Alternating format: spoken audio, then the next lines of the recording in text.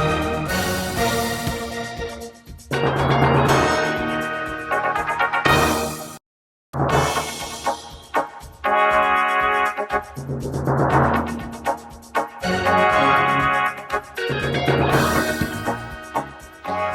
here with Anne-Marie Walters, leader of For Britain, a new political party. Anne-Marie, why did you feel the need to start this new political party? Well, I'd come out of the UKIP leadership election. I'd stood for leader of UKIP and came second recently. And the reaction of UKIP in denouncing me in many ways as a racist and a fascist and a far right told me that there was pretty much nobody in British politics, including UKIP, that was willing to face some uncomfortable truths about the immigration and the types of immigration that we've imported into Britain over the last 50 years or so. And I am willing to say so. And I think the public knows there's a problem here, and I think it needs a politician to say there's a problem. How will the British public know the difference between For Britain and the other far-right group, Britain First, that have been banned from social media platforms like Facebook and Twitter? How are they going to know the difference between you? Well, we've got nothing. I don't know anything about Britain First, and we've got nothing. Certainly got no formal connections or any. I've never met anyone from Britain First. Look, Britain First. I don't know them, as I say, so I'm not going to pass any judgments. But as far as the sort of anti-Islam movement per se has a huge problem in Britain, in that you can include the BNP in this, for example. Huge problem with racial hate. And a huge problem with anti-Semitism. These groups have had a lot of problems with that over years. We have made it clear from day one. This has nothing to do with skin colour. It has nothing to do with anti-Semitism. We are not against Jews. We are not against immigrants. We are not against anything of the kind. In fact, we have immigrant groups in the party. This is not about difference. It is not about different people living together. This is about a religion which we believe, based on overwhelming evidence, is having a profoundly negative effect on this country. And the politicians from all parties, including UKIP, are ignoring this or sanitising it or pretending it's not an issue.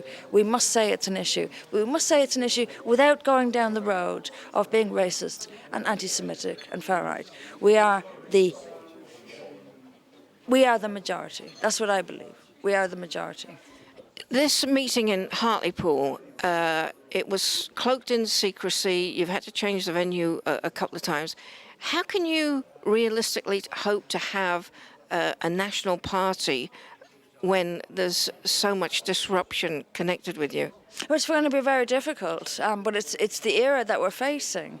You know, you have to face what you're facing. You know, we could either let go of the real issues and become part of the political establishment, or we could face the realities that we're going to face and fight for what we believe in. Look, I didn't come into this thinking it was going to be an easy ride. I knew it was going to be. I knew I was going to meet obstacles at every turn.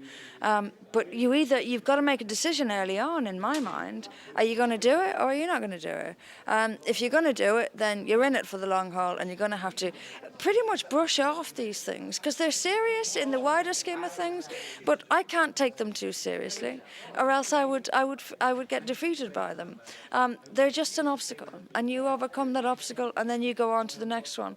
What is important is to keep the bigger picture in mind, and that is that we are, and I am, fighting, or at least trying to fight, so that the Britain that I love still exists in 50 years' time. That's the bigger picture to me. And the prices I have to pay seem small in comparison. How annoying is it for you when far-left groups like Antifa and Momentum disrupt meetings, as they did just a few days ago with Jacob Rees-Mogg, but they seem to get away with it? We all know who anyone can get away with anything as long as they say the right thing. You know, we have essentially a media which has its own agenda. I mean, everything is out of place. It's almost like, how do I describe it? It's almost like you're blind and everyone has moved the furniture. And that's how I feel. Everyone has moved the furniture. So the left is no longer what it used to be. The right is no longer what it used to be. And you just have to adapt. We just have to fight on principle. I'm here because I don't want a totalitarian, violent, misogynistic religion to take control of the country I love. That's what drives me. And the rest of it, like I say, there's no clarity. Everything is, you're moving around furniture in the dark. It's crazy. It's crazy. On your website, forbritain.uk, you state we are not far right, we are not far left. And you've said in your meeting that you've been called far left, you've also been called far right. So you can't be labelled. How can that be? Well, because when you take things on a policy by policy basis, and this is the politics I come from, I believe in some things that would be categorised as left wing. I believe in some things that would be categorised as right wing. In other words, me as a person, I don't believe in isms. I just believe in my own beliefs. I don't sign up to capitalism or socialism. I just believe what I think is fair. And if it hasn't got a label, then so be it. But I don't believe in isms. I believe in me. And For Britain believes in Brexit? Oh, absolutely. Absolutely. How can you can't possibly have a Britain without having a Brexit. But we're in big trouble, and Brexit is in big trouble. And I see it, that we're heading down several years of legal wrangling now with the European Court of Justice. And, we're heading down, potentially, we're heading down years of legal wrangling, years of political wrangling. The Labour Party may come to power in the meantime, and that will be the end of Brexit. I don't believe in the current climate. If we continue with the Labour-Tory swap of power, I don't believe Brexit's going to happen at all.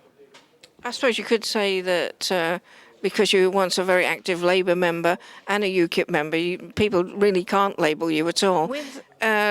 Tonight, for instance, you had 2 venues cancel. The last one, barely an hour and a half's notice.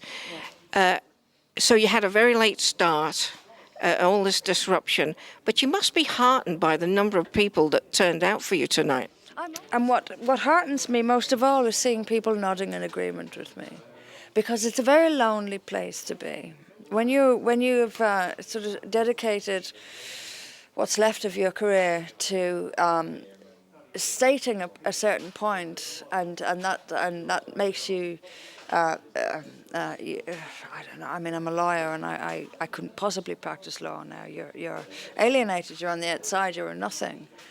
You really have to believe in something to take that kind of sacrifice. But when I see people just nodding in agreement with me, it gives me some reassurance that I haven't wasted my life. Has the party completed its formal registration with the Electoral Council? We should have done, but there's no reason whatsoever. And I feel somewhat vindicated. The name of the party was For Britain, and I looked up, as I say, I'm a lawyer, so I can read legislation. I looked up the rules and regulations of party registration, and I looked up name registration. Now, people can do this if they want to, but there isn't a single registered party on the list of registered parties with the words For Britain written in them. There are several parties which are, for example, the Socialist Democrats, or the Democratic Socialists, or the Socialists for Democrats, or the Democrats for Socialists. It's all over the place. Titles nigh on identical to each other. But yet we received a response saying, your name is too similar to not another party name, a slogan registered by a tiny party up in Scotland several years ago, which said, For a United Britain.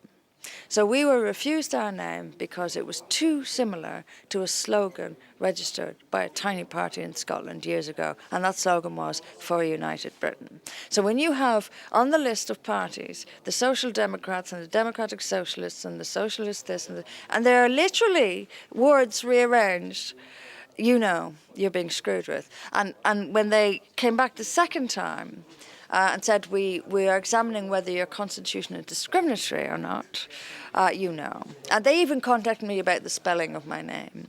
I mean, this is someone who's paying particular attention to us. And frankly, I'm flattered. But where do you go from here? Well, we'll wait. They can't refuse us forever.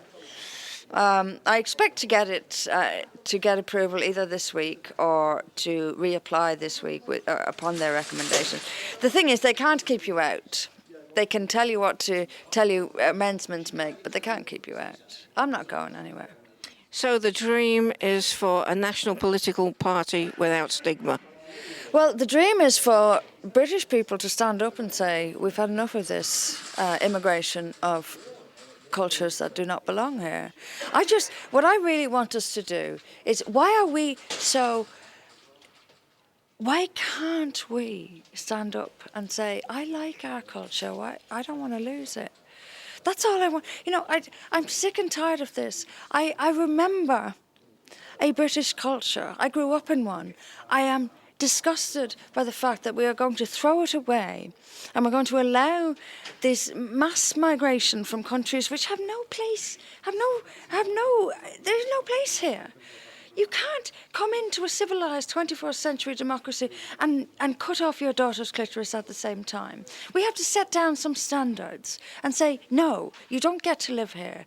This is barbaric and savage in 7th century and you don't get to come here. And the reason you don't get to come here is because we get our own society and we get to protect our society. I want that to be common parlance in public life. I want people to be brave enough and feel able enough to say, we've had enough of this. We don't want your culture in our country. This is our culture and we would like to live by our culture. So stay where you are and we will stay where we are. That's pretty much it. You know, we've got to stop this. We've got to stop this. I want a Britain that is proud of itself and says, no, look, this is not our culture. Get out. We don't want you here. Sorry, that's how I feel. That's how I feel. Anne-Marie Walters, thank you for the interview.